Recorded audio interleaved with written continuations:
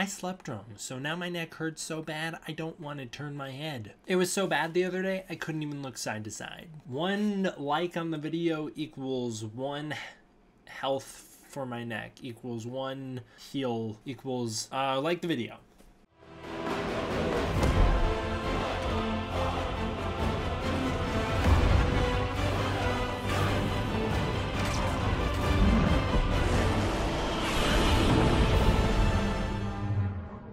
What's up everybody, D-Man back. Welcome to a brand new video, and today we're going to be doing another Godzilla vs. Kong news and a roundup.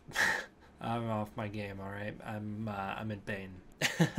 In today's video, we are going to be covering all the Godzilla vs. Kong news from May of 2021. So let's just jump right into it. Starting out, Legendary had a very important announcement. They posted this very important image on Twitter back in the day, letting us all to know to zoom into the bottom right corner. Following their advice, we're supposed to look at the bottom left corner, and then to the top left corner, and then to the top right, and eventually to Gia's finger, where they confirm what many of us have been saying for years now, which is that we need Kong. The world needs him.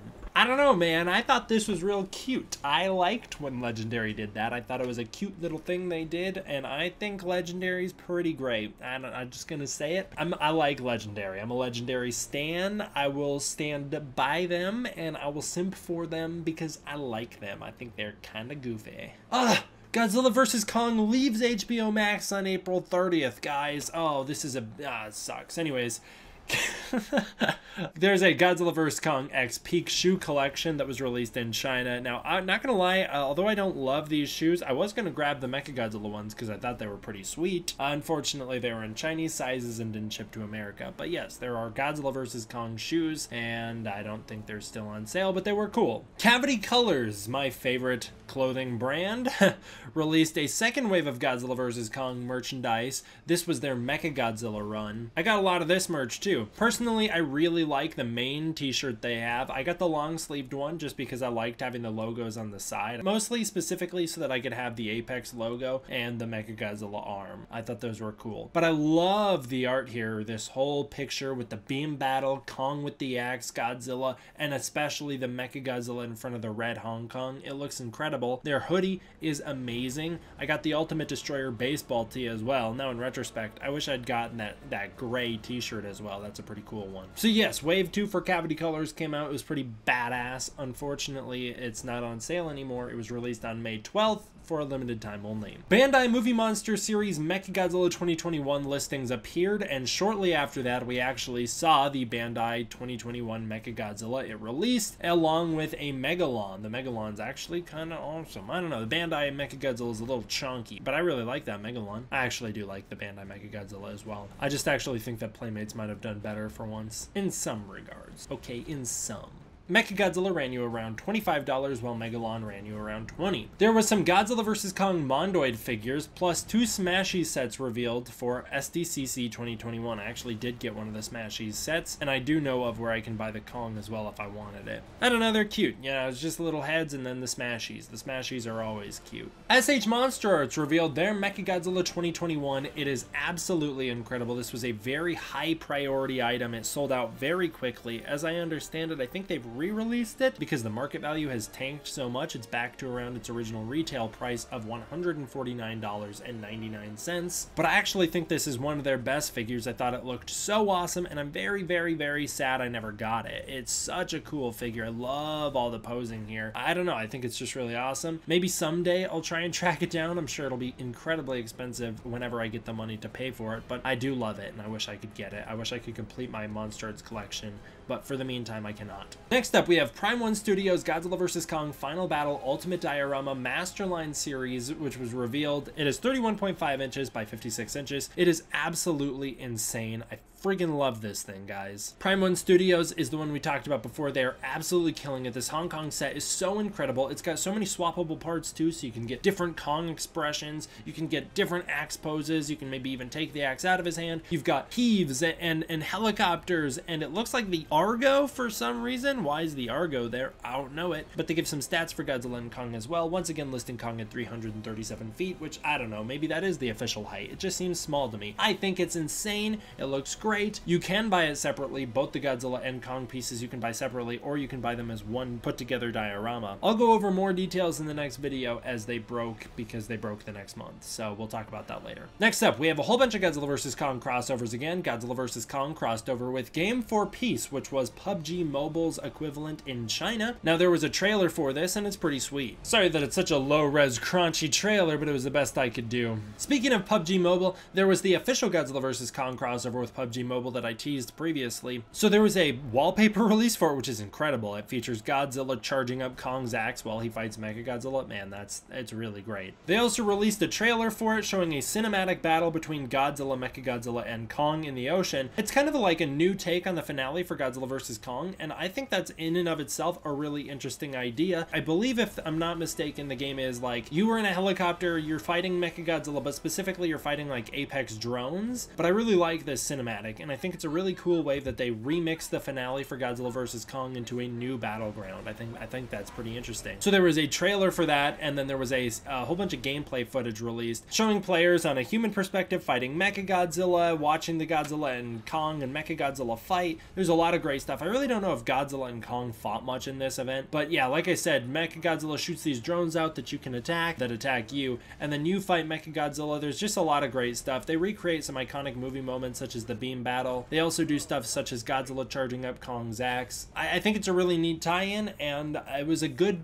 predecessor for what was to come later, as in my opinion a much greater Godzilla vs. Kong. This kind of first-person shooter crossover happened in 2022, which we'll talk about in a much later video. Godzilla vs. Kong was slated to release on digital May 21st, and then in celebration of that they released a trailer for it. They also released a couple digital banners that were like moving banners. So there's a 1-week banner, a 2-day banner, a 1-day banner, and then now it's on digital. So if you want it, you can go get it on digital now. In addition to that, they announced a 3-film bundle for the Monsterverse. I don't know what's up with the 3-film bundles, but they've got Kong, King of the Monsters, and Godzilla vs. Kong. I guess that's the Kong collection, I'm gonna assume, just because Kong is technically sort of in all 3 of those movies. I don't know why they'd not include Godzilla 2014. I'm wondering, I'm sure there is, but I'm wondering if there is a Godzilla, King of the Monsters, and Godzilla vs. Kong collection as well that evens it out. Godzilla vs. Kong was slated to release in German theaters on July 1st, so congratulations, Germany. If you held out that long to see the movie, good for you. Next up, we have some Hollow Earth storyboards. These are really incredible. These were done by Richard Bennett. They're showing the final sequence for Godzilla vs. Kong when Kong swings around the Hollow Earth, and in my opinion, the storyboards are actually a little more dynamic. As Kong swings across the anti-gravity field, he goes across a couple rocks before leaping onto the cliff and roaring out in the final moment. I would have loved to see Kong utilize the Hollow Earth anti-gravity more, but I guess we have another movie that we can explore that in. It is really cool to see how closely and accurately they adapted some of these though. In addition to that, we have some concept art. Now, I'm not going to show much concept art off in these next few videos because around this time just a ton of concept art was released. So if you want to see the concept art,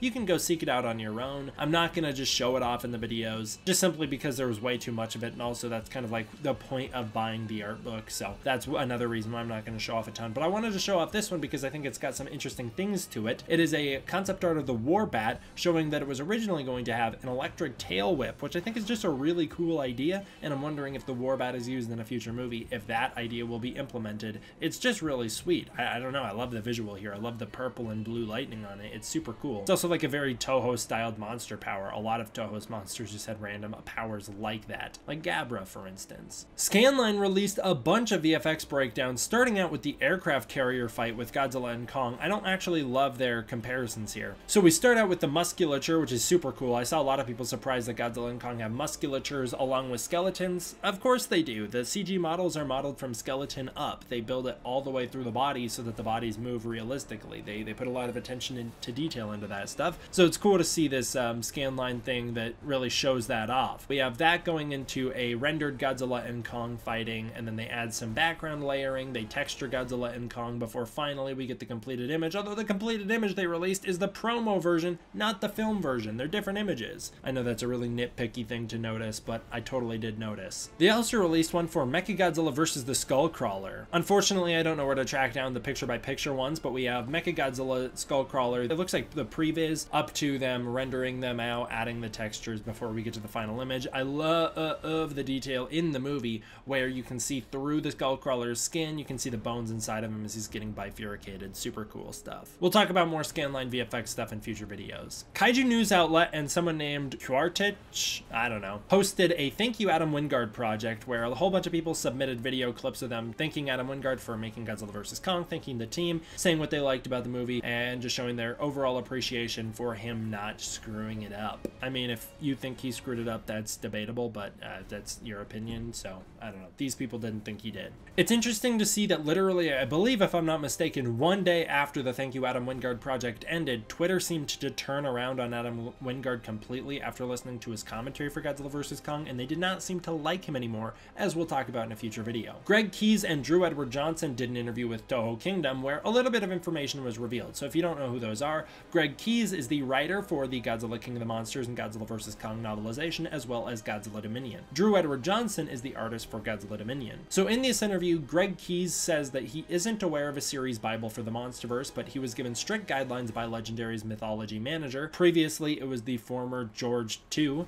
or Tao, I don't know how to say his name, and Toho's chief Godzilla officer, but currently there's a different mythology manager and still Toho's chief Godzilla officer. Now, I'm really surprised to hear this. If you don't know what a series Bible is, to explain it very quickly, a series Bible is something that people create when they're working on an overarching TV show or movie series that keeps continuity, keeps the mythology intact, makes sure that characters, decisions, and actions are consistent from movie to movie or episode to episode. They're typically used in TV shows, but it's supposed to be a way to make sure that continuity is upheld. So hearing that they don't actually have that, or at least that he was not provided one, is quite strange to me. I don't know why they wouldn't provide him one, but I guess Legendary's mythology manager kind of serves as a walking series Bible. I hope whoever's currently in charge is doing a very good job at keeping track of the continuity, given that the Monsterverse is rapidly expanding into anime, television, and still cinematic movies. He says the inspiration for Godzilla Dominion came from the Godzilla King of the Monsters novelization, where Michael Dougherty and Zach Shields pushed him to write a sequence from Godzilla's POV. This was included in the novelization as the book's opening. They also pushed him to add in as much of his own mythology as possible and story beats as he wanted into that King of the Monsters novelization, which carried over into him adding stuff into the Godzilla vs. Kong novelization. That's how the Kong sequence on Skull Island during Ghidorah's Max Awakening winds up in the Godzilla King of the Monsters novelization when it's not in the movie, stuff like that. Legendary oversees the Monsterverse's mythology and passes down what Keyes needs to know to him when he's writing the novelizations and comics, but he doesn't actually get to create much mythology of his own. He just gets to develop the stuff they want, which is, in my opinion, probably the right way to go, simply because that means that they, once again, are kind of serving as their own series Bible. They're keeping continuity so that if he makes changes, it's not going to mess up something that they're going to do in a movie. That's how we can squeak in a reference to Ren Serizawa during the Godzilla King of the Monsters novelization, only for him to later appear and be revealed in Godzilla vs. Kong, having no prior knowledge of that character. When Drew Edward Johnson designed the Titans, he had to meet up with the mythology team to make sure he was capturing their vision and their references, and then he would bounce that across real myths and have his own inspirations from there. Johnson designed the Titans from February 2020 to March 2020, so it was a pretty quick process. He says he didn't really have to undergo many massive revisions pretty much from his first drafts. All he had to do was fine tweaking and only had to restart a couple times. He then finished his work on the comic in February 2021 when someone whose name I'm not going to be able to pronounce,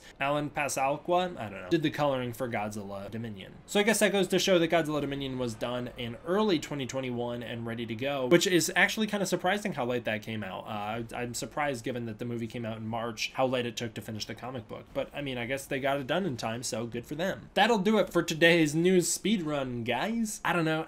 I wish there's some stuff in here that I wish I could spend more time talking about, but I just gotta keep it rolling, to be honest. There's a lot to go through. I'm gonna give a huge thank you to all my patrons on Patreon. You guys are absolutely the best and are truly, honestly keeping the channel running through your generous support. Please consider supporting the Patreon using the link in the description below, where you can get early access to content, access to the Discord community, and more. Thank you all for watching. I hope you enjoyed. I will see you guys next time for the next one. D-Man out.